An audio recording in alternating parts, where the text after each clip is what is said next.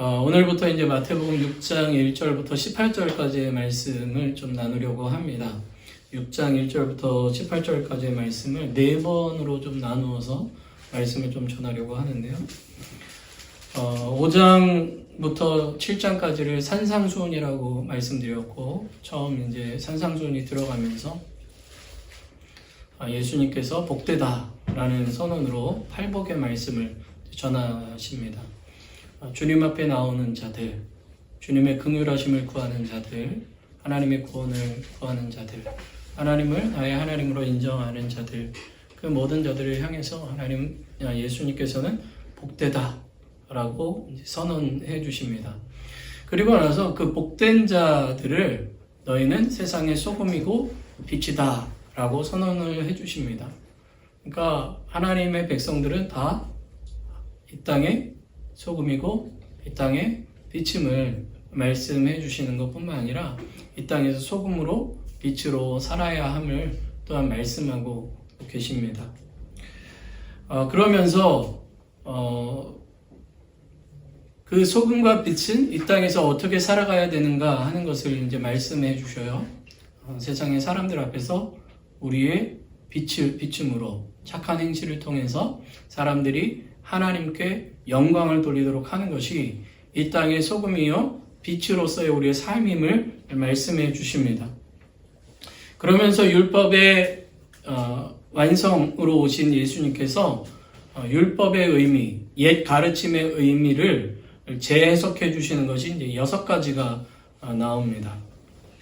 그것을 통해서 우리가 하나님의 사람으로서 세상의 소금과 빛으로서 서로 사랑하고 존중하고 아끼고 용서하고 화해하는 삶을 살아가야 됨을, 사랑이라는 그런 것들이 단순히 나를 좋아하는 사람들을 좋아해주고 나를 아끼는 사람들을 아끼는 데에 머무는 것이 아니라 하나님의 백성은 원수까지도 사랑하는 자리로 나아가야 됨을 말씀하고 있어요.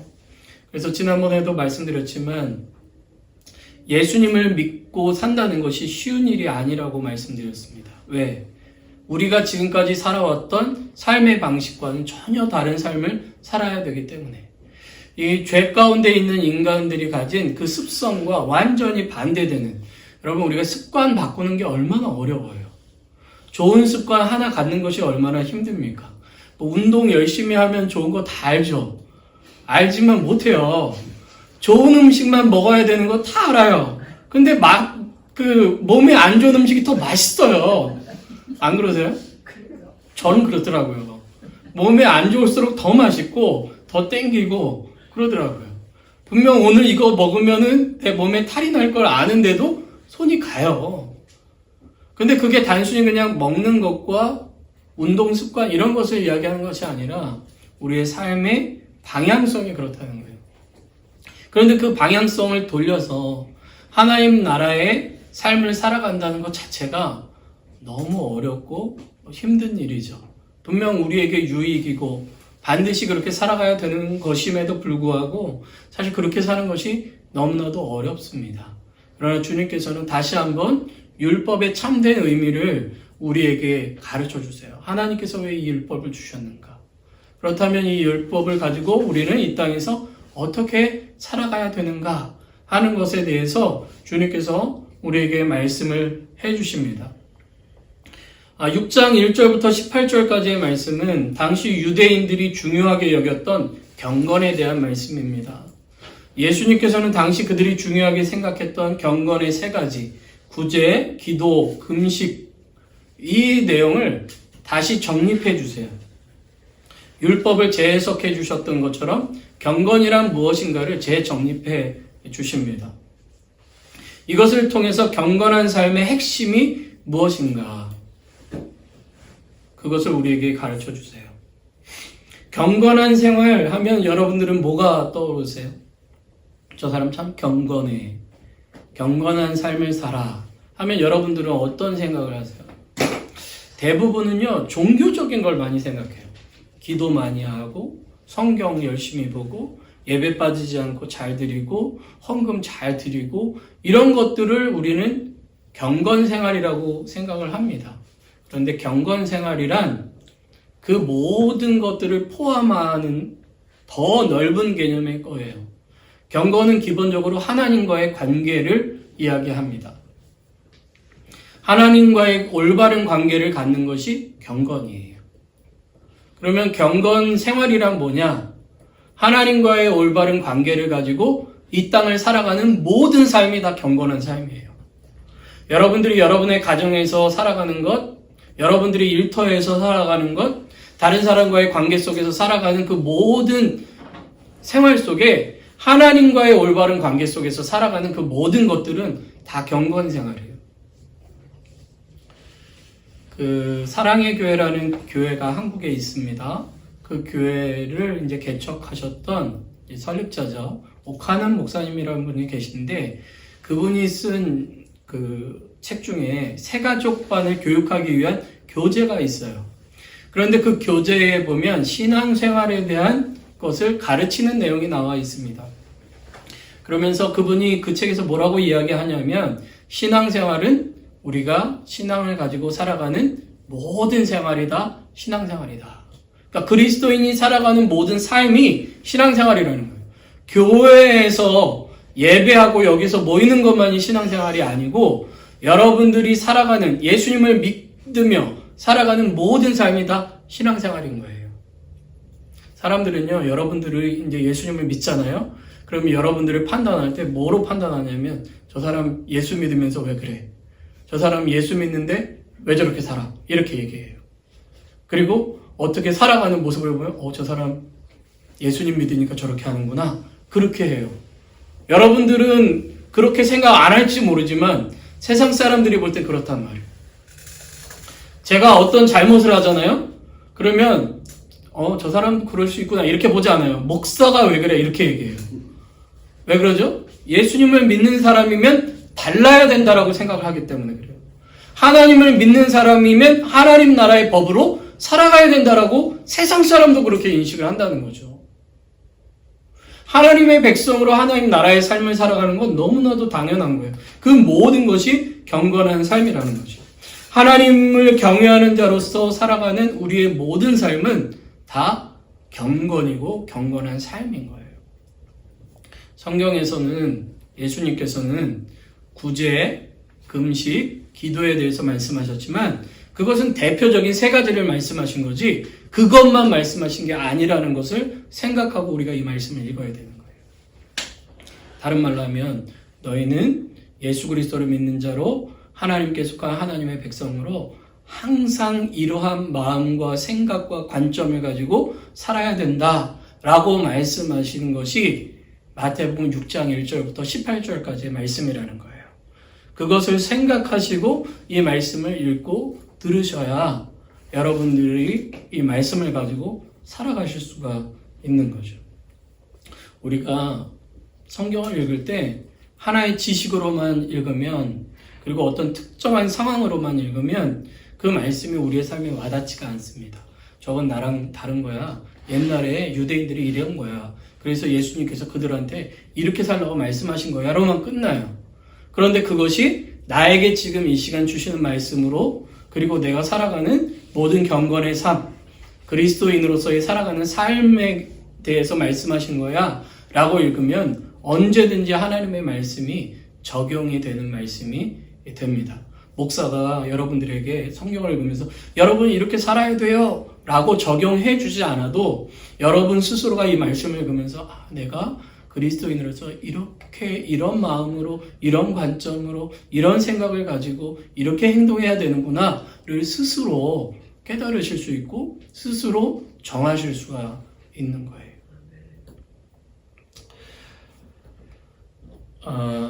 그래서 오늘 이 말씀을 이제 보려고 하는데 하나님 나라의 백성은 어떻게 살아가야 되는가 하는 그런 내용들 그리고 6장 1절부터 18절까지의 이 내용들이 과연 어떤 것을 우리에게 이야기해 주는가를 1절을 통해서 그 서론적인 내용들을 함께 좀 살펴보도록 하겠습니다.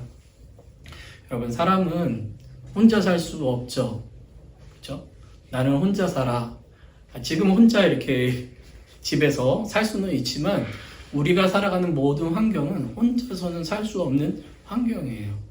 우리는 태어날 때부터요. 나 혼자 태어난 게 아니에요.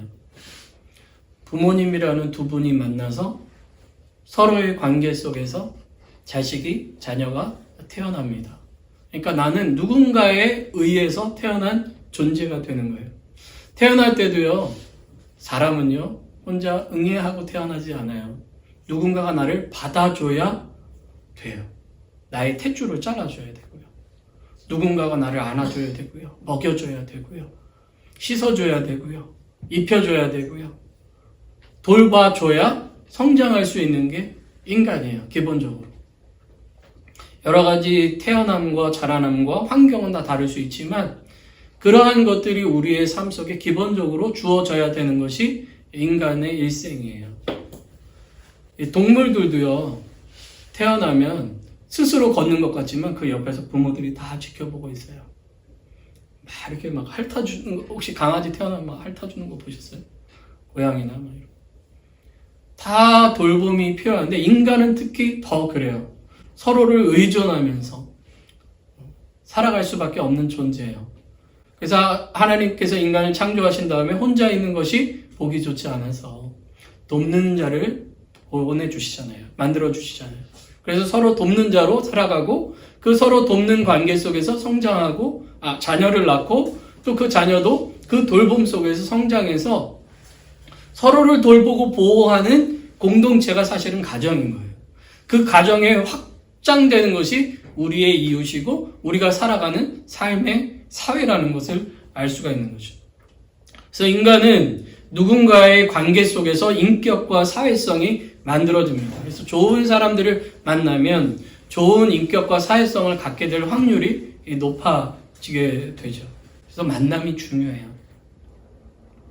그런데 이렇게 더불어 살다 보면 우리가 좀 좋은 쪽으로만 가야 되는데 잘못된 방향으로 갈 때가 있어요. 그러니까 우리가 살면서 다른 사람들과 더불어 살아가지만 그러면서 우리가 힘들어하는 부분들이 뭐냐, 또 문제가 생기는 부분이 뭐냐면 너무 다른 사람들의 눈을 의식하면서 살아가는 거예요. 다른 사람들에게 인정받으려고 살아가는 거예요. 칭찬받으려 살아가는 거예요. 여러분 혹시 착한 아이 증후군이라는 얘기 들어보셨어요? 그런 얘기가 있어요. 심리학적으로. 그게 뭐냐면 나는 늘 부모님한테나 사람들한테 착한 아이인 것처럼 보이려는 노력들이에요. 그런데 그런 노력이 꼭 나쁜 것만은 아니지만 그게 너무 다른 사람들의 눈을 의식하면서 살아가다 보니까 눈치 보면서 살아가는 거예요. 쉽게 말하면. 저 사람이 나를 나쁘게 보면 어떡하지? 저 사람이 나를 인정해주지 않으면 어떡하지? 그러니까 다른 사람들의 평가에 따라서 나의 자존감이 올라가기도 하고 낮아지기도 하는 거예요. 내 있는 모습 그대로가 아니라 늘 가면을 쓰고 살아가는 것처럼 살아가는 거예요. 근데 여러분 신앙생활도 마치 이렇게 할 때가 많아요. 연극하는 것처럼.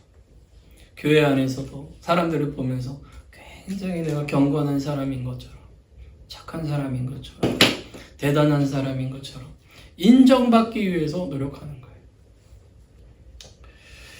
한번 우리의 신앙생활의 모습도 한번 돌아봐야 돼요. 내가 정말 예수 그리스도를 믿고 그 그리스도를 믿음으로 인해서 감사하고 기뻐하고 그런 모습으로 주님 앞에서 믿음 생활을 하고 있는가? 아니면 사람들 눈치 보면서 사람들한테 인정받기 위해서 그렇게 하는가? 한번 생각을 해봐야 됩니다. 본문 말씀을 보면 예수님께서 사람에게 보이려고 그들 앞에서 너희의 일을 행하지 않도록 주의하라 라고 말씀합니다. 예수님께서 분명히 앞전에 뭐라고 말씀하셨냐면 너희 착한 행실을 사람들 앞에서 보여주라고 얘기해요. 그런데 이 보여주는 것과 그 보여주는 것은 다릅니다. 우리의 삶이 그리스도를 따름으로 말미암아 사람들이 자연스럽게 보게 되는 거예요. 그것은. 그런데 이것은 뭐냐면 나 이런 사람이야 라는 것을 자꾸 보이려고 애쓰는 것을 이야기하는 거예요. 이해되시죠? 그런데 그것에 대해서 주님께서 뭐라고 말씀하시냐면 주의하라 라고 말씀하시는데 이 주의하다라는 말은 일시적인 말이 아니에요. 계속해서 그렇게 해야 된다는 거예요. 왜냐? 우리에게는 사람에게 잘 보이려는 습성이 있고 그것으로 인정받으려는 습성이 있고 그렇게 해서 높아지려는 습성이 우리에게 있기 때문에 이것을 경계하지 않으면 계속해서 우리는 가면을 쓴 하나님 앞에서 참된 예배와 참된 신앙생활이 아니라 다른 사람들을 만족시키려는 신앙생활을 할 수밖에 없기 때문에 그렇습니다. 본문의 핵심은 우리가 누구 앞에 있는가를 기억하라고 말씀하시는 거예요. 사람들에게 칭찬받기 위해서 이런 얘기를 하는 것이 아니라 너는 너의 믿음이 하나님 앞에 있니? 너를 구원하신 하나님을 바라보며 있니? 그 하나님이 너의 삶을 인도하신 것을 믿으며 있니?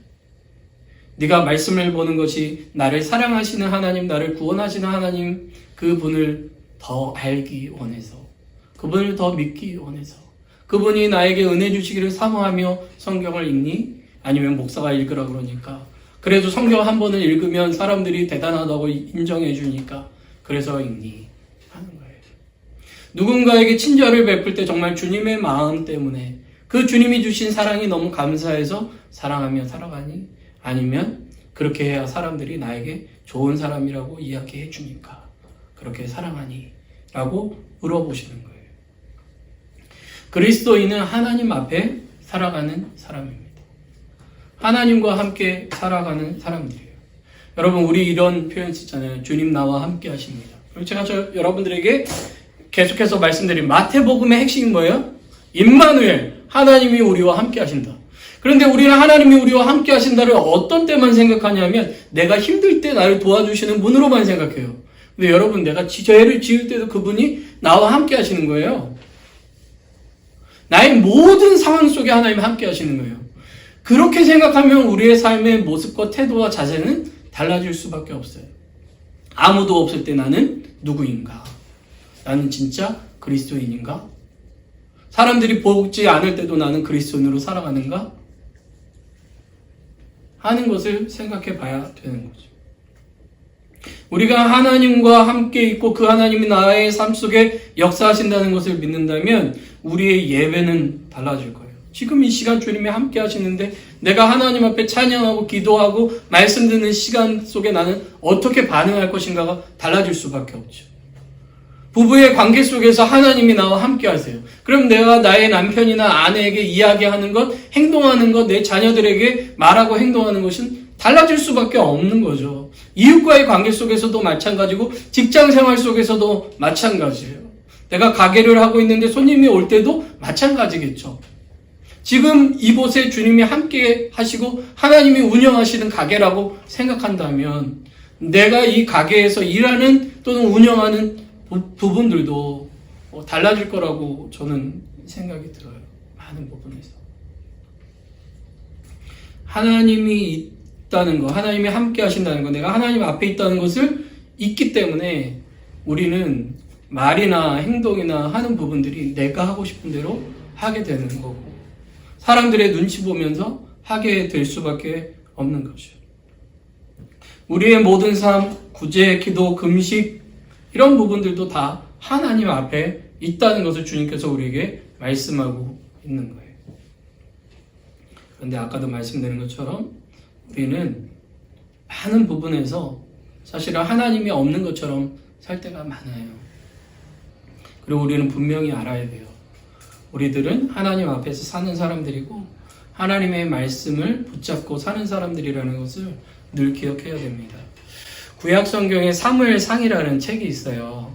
거기에 보면은 사울이라는 사람이 이제 첫 이스라엘의 왕이 돼요. 그런데 그 사람을 처음에 얼마나 멋지게 설명을 하는지요. 이 사람은 겉모습부터가 다른 사람들보다 머리 하나가 큰 사람이에요. 성경에서 외모가 너무 멋진 사람으로 나와요. 뿐만 아니라 이 사람이 왕으로 기름 부음 받을 때 그 전에 사울을 비난하던 사람들이 있었는데요. 이 사람이 자기가 왕이 됐을 때 사람들이 저 당신을 비난했던 사람들 우리가 처리해버릴까요? 사람들이 얘기하니까 아니라고, 놔두라고, 괜찮다고 하는 그런 포용과 대범함을 보여준 사람이 이 사울이라는 왕이에요. 그런데 이 사람의 잘못된 모습을 2번 반복해서 보여주는데 그 잘못된 부분들이 다 뭐냐? 하나님을 바라보지 않고 사람들을 바라봤다는 거예요. 첫 번째 사건은 사무엘상 13장에 나오는데요. 전쟁을 하는데 사무엘이라는 이 사사가 와야 되는데 오기로 약속한 시간이 늦어져서 안 오는 거예요. 그런데 사람들은 점점 흩어져 가요. 어떻게 하지? 이 사람들을 내가 붙잡고 있으려면 어떻게 해야 되지? 하나님을 바라보고 하나님을 의지하고 하나님께 기도하는 게 아니라 내가 이 사람들을 붙잡고 있으려면 어떻게 해야지 하다가 자기가 그것을 참지 못하고 하나님께 제사를 드려버리는 그런 장면이 나와요. 두 번째는 사무엘상 15장인데 하나님께서 사무엘을 통해서 아말렉을 진멸하라 라고 말씀을 하세요. 그런데 이 사울이라는 왕이 전쟁에서 승리했는데요.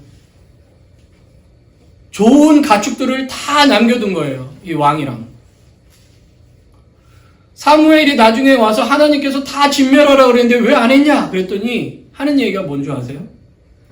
제가 읽을게요. 사무엘상 15장 20절과 21절이에요. 나는 실로 여호와의 목소리를 청종하여 여호와께서 보내신 길로 가서 아말렉 왕 아각을 끌어왔고 아말렉 사람들을 진멸하였으나 다만 백성이 그 마땅히 멸할 것 중에서 가장 좋은 것으로 길갈에서 당신의 하나님 여호와께 제사하려고 양과 소를 끌고 왔나이다. 나 잘못한 거 없어요.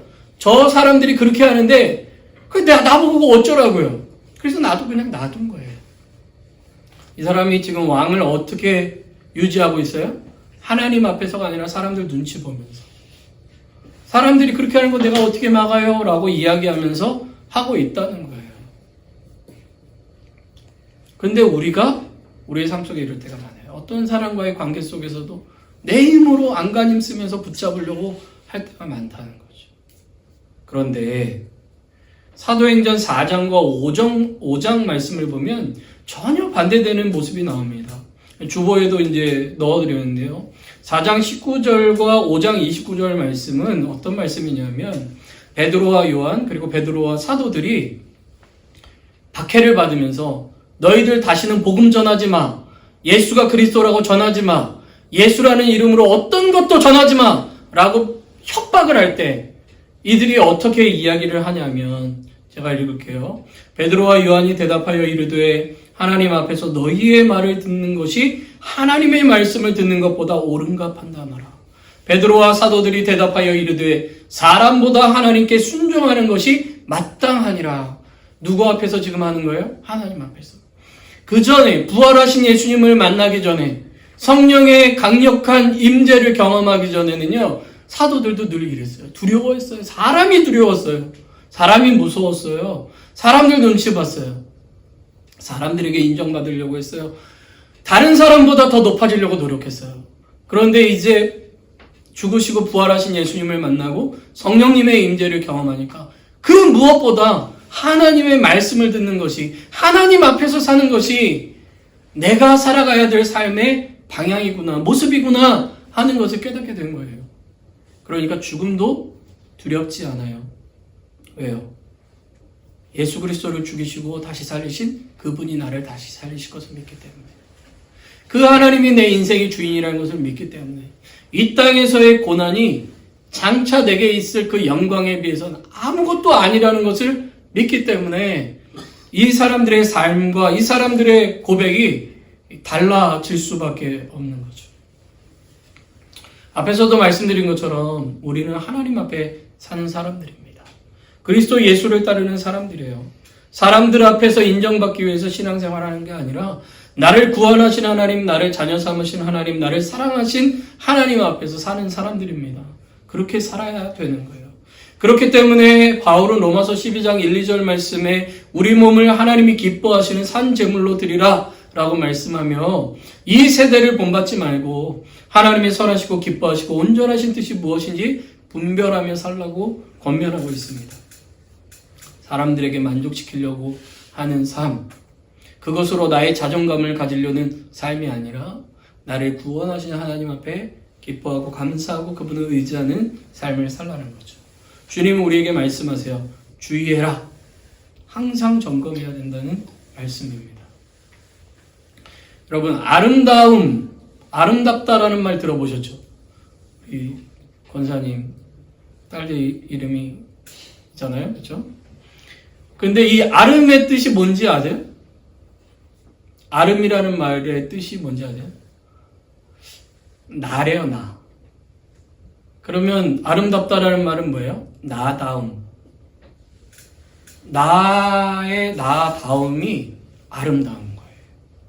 다른 말로 하면 하나님의 형상으로 창조된 여러분들이 하나님의 형상답게 이 땅을 살아가는 거. 하나님의 구원받은 하나님의 아들, 딸들이 하나님의 아들, 딸로서 살아가는 거예요.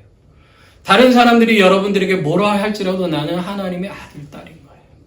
다른 사람들이 뭐라 할지라도 여러분들은 하나님의 자녀예요. 하나님의 형상인 거예요. 그것을 붙잡고 살아가면 여러분들이 다른 사람들의 말에 의해서 흔들리지 않고 하나님 안에서 만족하고 감사하고 기뻐하며 나의 참된 가치를 가지고 이 땅을 살아갈 수 있는 거예요. 기도할 때도 하나님 앞에서, 예배할 때도 하나님 앞에서, 다른 사람들과 함께 살아갈 때도 하나님의 형상으로서 살아갈 수 있게 되는 거죠. 여러분, 인정받으려는 삶에는 끝이 없고 만족이 없어요. 오히려 상처받고 나 다음을 잃어버리게 됩니다. 참된 경건은 먼저 하나님과의 관계의 회복에 있어요. 하나님을 가까이 해야 돼요. 하나님을 찾고 하나님을 의지하고 하나님을 바라봐야 됩니다. 믿음의 주여 온전하게 하시는 이인 예수님을 바라볼 때 나의 나다움과 내가 누구인가를 알 수 있는 거예요. 그럴 때 우리는 하나님 앞에서 하나님이 주신 참된 가치로 이 땅을 살아갈 수 있게 됩니다. 오늘 주님께서 주시는 말씀 읽고 말씀을 마치겠습니다. 오늘 주님이 주시는 말씀을 잘 기억하시고 이 말씀 따라 살 수 있게 되시기를 바랍니다. 오늘 본문 말씀 6장 1절 함께 읽겠습니다. 사람에게 보이려고 그들 앞에서 너희 의를 행하지 않도록 주의하라. 그리하지 아니하면 하늘에 계신 너희 아버지께 상을 받지 못하느니라. 아멘.